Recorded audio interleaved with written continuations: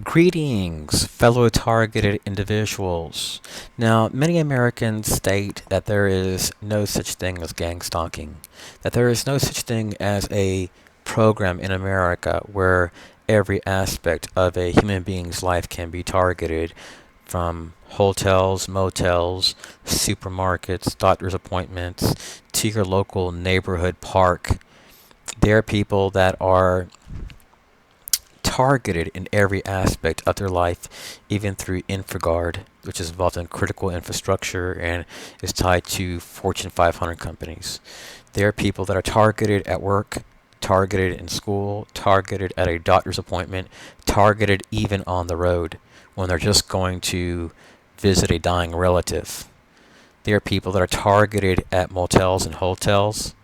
They are people that are targeted when they're just trying to gain a skill so they can take care of a dying relative. So this movement has nothing to do with reducing mass shootings. It's actually tied to the New World Order. This is a movement which is based on the people taking care of a imaginary problem in many cases.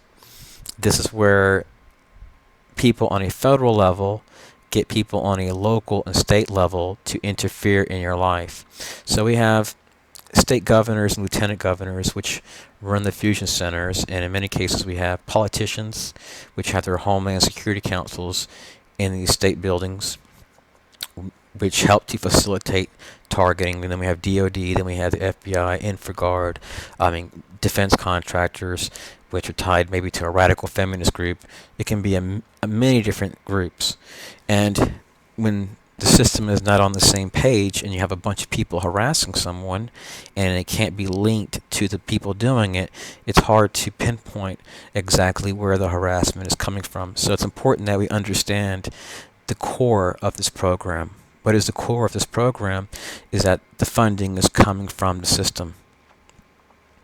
And when we look at the National Community Service Corporation, what do we see? That it's ran by the Rockefellers, one of the largest nonprofits in America. They make decisions that are not based on governmental supervision at time.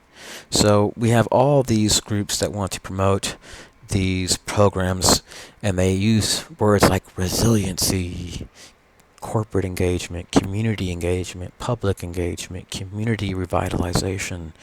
The list goes on. And in their minds, they think they're doing good for a community by targeting someone.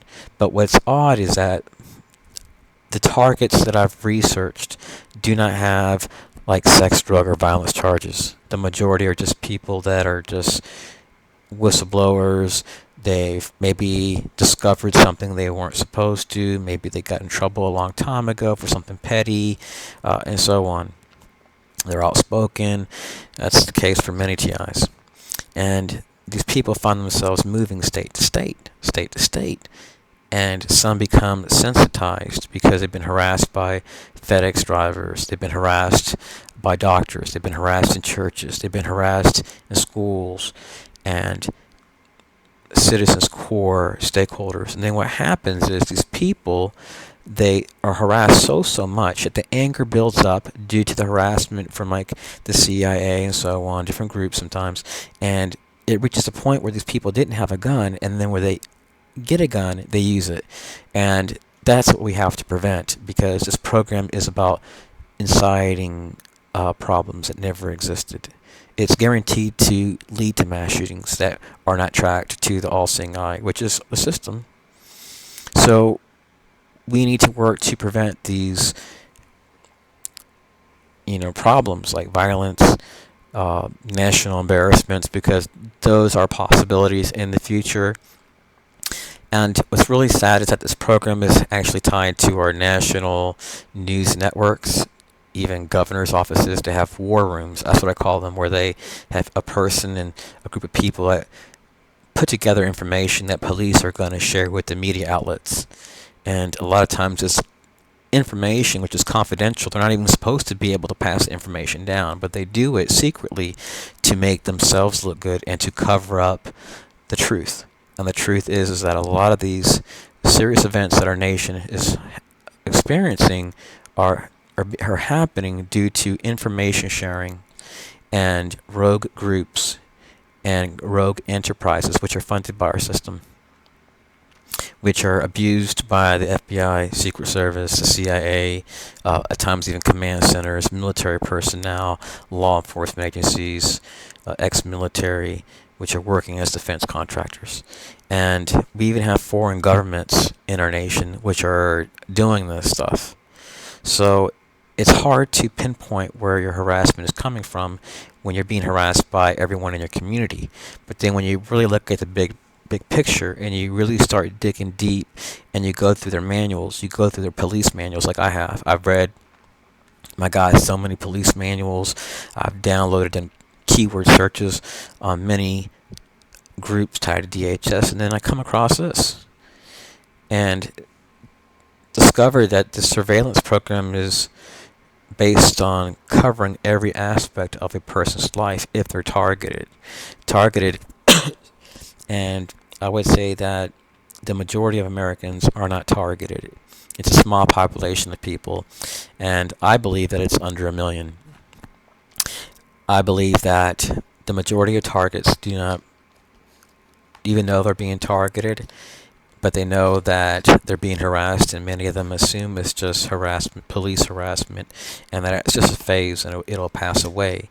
But when people are placed into these programs, it appears that these people will not stop, because if they stop harassing you, then they don't have a target. And if they don't have a target, then these people can't get paid that are running these programs. So what ends up happening is that these programs normally lead to serious events. And we're going to end up seeing things, I truly believe, that our country has never seen before because of what we're doing. And if we keep doing what we're doing, we're going to keep getting what we're getting. So we have to say no to violence. We have to expose these programs which have been effectively linked to the CIA, the FBI, the U.S. Secret Service, and Department of Homeland Security, and law enforcement agencies, DOD, and so on. Because if we're going to stand for domestic terrorism and, activities that fall under that, if they go wrong, and we're not going to support constitutional rights, then we have a serious moral agenda on our hands. Anyways, that's all I want to say. Stay strong, say no to violence, and respect U.S. laws. Peace.